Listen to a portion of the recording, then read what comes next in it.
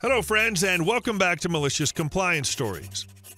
Let's start our video with a story where OP shares how their father's wife mistreated and abandoned them in an airport during childhood, leading to lasting family tensions. But before we begin, best way to support our channel is to leave comments, like, and subscribe with the turned on bell so you don't miss the new video every single day. Here we go. Dad's entitled wife feels she should be addressed in cards I send him. Backstory.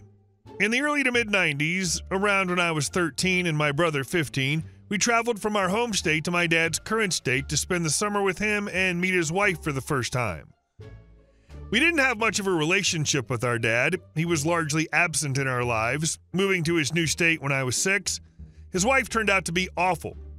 She started out nice, but slowly became very mean, treating me like a slave and making me take care of her grandchildren the entire summer. Me and my brother were miserable. My mom ended up bringing us home because all she did was make us do chores. I didn't mind helping, but did all of it. And I started my period, and she said she was too busy to get me pads. I had one in my carry-on bag, and we were close to going home, so I stuffed my underwear with toilet paper and saved the pad for the airplane ride. Fast forward. She dropped us at the doors to airport, didn't even come in to check us in. Dad was at work. We get in there to find our connecting flight at our layover stop would be late, and we'd be stranded in that airport. Brother called our mom from a payphone, and she called my dad's house, where his wife informed her that she knew this. The airport had called her, but she was too busy with her grandkids and didn't have time to deal with us, and we'd have to figure it out. I started crying and told my mom I'd rather sleep in the airport than go back to their house anyways. A very nice couple and their children saw me crying and came over to help. They were on the same flight as us and had it worked out to get a flight to an airport 3 hours from our house. They helped us get on the same flight and stayed with us until they were able to hand us over to our mom and stepdad, wonderful man, and they drove us home. I still have not totally forgiven my dad for not only letting her treat us like crap, but staying with her after she abandoned us in an airport when I was only 13 years old. But for my grandparents' sake, I have to be civil with him. I won't ever speak to her again, though. I had the opportunity to tell her how I felt when she tried to friend me on Facebook, and that's the only time I've spoken to her in 31 years. I like to send greeting cards and would send some to my dad every once in a while. I always only addressed it to him.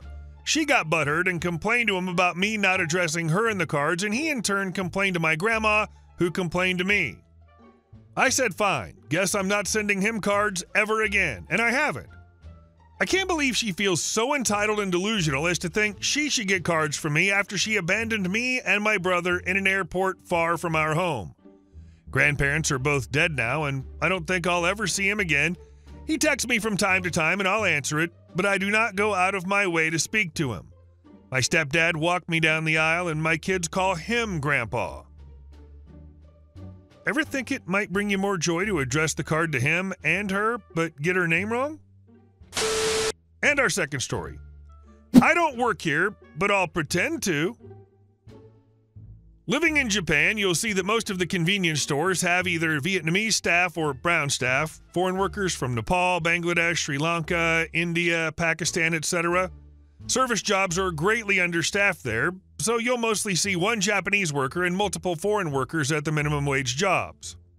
I, an Indian, too worked at the store Lawson for 3 years part-time during university. Back then, in my third year of working, I was made leader of the night shift, i.e. running the whole store at night by myself.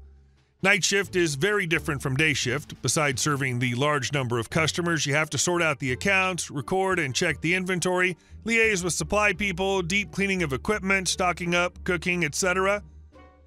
Fast forward a couple years later, I'm in the Japanese corporate world. Every time I go to a second-tier or third-tier city for business or tourism, going into a convenience store, I'm greeted with Atsukare-sama desu, which means thanks for the good work, meant for coworkers instead of Irashimasu, welcome, and Mata Akoshi Kurasames, please come again, meant for customers. Most of the times I just say Atsukare back. Sometimes when I'm in a foul mood, I patiently correct them saying, I don't work here. As they say in China, never slap a smiling face. Comes the main episode. I get an apartment in Azerbaijan, a posh high-income district in Tokyo, famous for being populated by white expats. 2 a.m. at night, I go to the Lawson nearby. 7-Eleven was a bit near, but I'm partial to Lawson. It was a big store and full of irritated drunk salarymen and rich brats. The only employee there, Japanese, is confused, panicking, and overworked. The supply truck guy is yelling, salarymen are yelling, it's mayhem. The employee eyes me and yells, "Hey, took you so long. Come and help me a bit." I almost lost my temper too, but then smiled and thought, let's do this. Tomorrow's Saturday anyways. I first met up with the annoyed supply guys. They have to bring their trucks to every store in Tokyo, so staying at one store for more than a couple minutes would disrupt their whole schedule. Had the supply checked, dialed in the records, and got the Hanko from the usual place, stamped and finished the procedure. Next, called the taxi for the passed out people and escorted them to a safer place, then took up the register. And in the next 10 minutes, all the customers were served and the store was empty. Employee gave a huge sigh of relief, closed his eyes, and got on his knees. I quietly went to stock the ice cream supply and the cold cases. My dude, after a bit of a rest, called, "Thank you for the efficient help. By the way, you haven't worn your Lawson jacket yet. Could you wear it, please, or it would be super unprofessional?"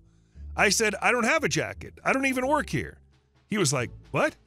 Didn't manager send you as a replacement?" I said, "Nope. I live in the apartment a block away and came here to shop." Told him I used to work in a Lawson many years ago, so was familiar with the procedures.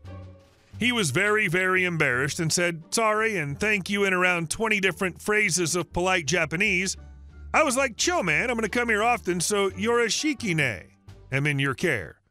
Felt good overall as the aftermath, and taught me again as well that a senior guy in a corporate headquarters, I must always be mindful of the mental and physical health of the people on the front lines. Must not leave them with any inadequacies, as they are the ones who represent the big company to the world and do the actual work. You could have easily walked out or become another annoyed customer, but you saw another person in distress and rolled up your sleeves and helped. You'll go far in life with this attitude. And our last story. I sent a Karen to prison. I've been a mail carrier for 20 years, delivering to a large gated community of 800 homes. My route involves a single stop with 65 community mailboxes, each containing multiple individual boxes, parcel lockers, and an outgoing mail slot. To maximize efficiency, I divide the mail into 4 sections corresponding to the 4 rows of boxes. Since I'm salaried and benefit from finishing early, this method saves me significant time. Most residents recognize me and are familiar with my routine. I have a few simple rules to keep things running smoothly. Residents should not reach into any mailbox I've opened. If they need their mail urgently, they can let me know and I'll close their mailbox so they can access it themselves. I deliver mail in a specific order and won't rearrange it upon request. And for safety reasons, I ask that children stay away from open mailboxes. One day, a new resident approached me as I was unloading my truck. Without introducing herself or providing any details, she demanded to know which mailbox was hers. Understanding that new residents might be unsure, I asked if she had received her mail keys yet, which would help me assist her better. She curtly replied that it was none of my business, but eventually admitted she had her keys. Meanwhile, her young son began picking through the mail I'd already unloaded. I gently but firmly asked him to stop handling the mail, explaining that tampering with mail is a federal offense. The woman became upset, accusing me of overstepping by addressing her child. I calmly explained that, as his guardian, she would be responsible for his actions. She reluctantly told her son to step away. After gathering her information, I showed her to her mailbox, which was in the last row. I mentioned that I wouldn't be delivering today's mail to that row for a few hours. She opened it and found mail that had accumulated before she received her keys. Noticing there were no advertising flyers, she accused me of withholding her mail. I explained that I usually hold off on delivering ads until someone starts checking their mailbox to prevent clutter. She dismissed my explanation and walked away in a huff. As I continued my work, she remained nearby, watching me intently. Her son returned and observed me as I delivered mail to the first row. This was acceptable as long as he kept his distance. However, he soon began reaching into open mailboxes. I reminded him to stay back, but he ignored me and grabbed a magazine from one of the boxes, tearing it in half. Frustrated, I addressed both the boy and his mother, emphasizing that this behavior was unacceptable and could lead to serious consequences. The woman became irate, accusing me of mistreating her child. In the midst of this confrontation, she suddenly slapped me across the face. Stunned, I warned her that assaulting a federal employee is a serious offense and that I would have to report the incident. She threatened to accuse me of inappropriate behavior if I contacted the authorities. Recognizing the severity of the situation, I stepped back and called my supervisor to report what had happened. My supervisor advised me to document everything and assured me she would handle it. After I resumed work, the woman began causing a disturbance, overturning mail trays, scattering letters and packages, and pulling mail from open boxes. I recorded her actions on my phone as evidence. She then called the police, falsely accusing me of assaulting her and her child. When the authorities arrived, I provided my account and showed them the video evidence. My supervisor also arrived on the scene, corroborating my story. The police reviewed the footage and spoke with witnesses. It became clear that the woman was the aggressor. She was taken into custody for her actions, which included assault and mail tampering. The aftermath required significant effort to rectify. My supervisor and several colleagues came to help reorganize the disrupted mail, ensuring that all residents would receive their correspondence properly. Many community members, aware of the commotion, expressed support and shared their own concerns about the woman's behavior. So Karen went to trial. I was brought in to give my version of events. In the end, Karen was sentenced to 3 years in prison and had to pay a $250,000 fine. And I got a week off work to deal with my own anxiety over the whole thing. People, I don't care how pissed off you are or what you think you're doing. You do not F with the mail. You will go to prison for it. Jeez, she played really stupid games, didn't she? And got her really stupid prizes. I'm glad you're okay. Hey guys, thank you all for watching the video. I'll see you in the next one.